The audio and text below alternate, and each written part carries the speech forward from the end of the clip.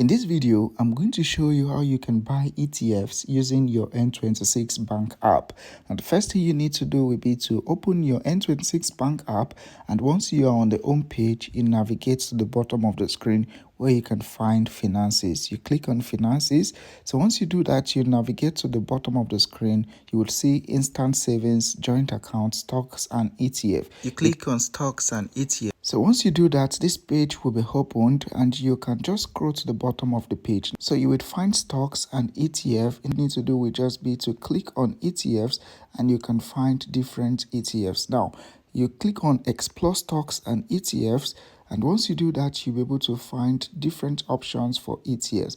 Now, they are different. You can check the issuer, whether it's iShares, Vanguard, Amundi, and so on. You can equally check the index, whether it's DAX, Dow Jones, FTSE, and so on. You could check the region, whether it's in the world, Europe, North America, Asia, USA, or Germany, and other countries over here. And you could also filter through the industries, environment, healthcare, real estate, and so on. Then you could check the dividends that you would get. For example, you have an accumulated 59 ETFs and you also have distributed 45 ETFs. So if, for example, I am interested in buying overnight rate swap, I could just click on that. You could check all the key information and even the key information documents over here. Once you do that and you are satisfied, then you can invest.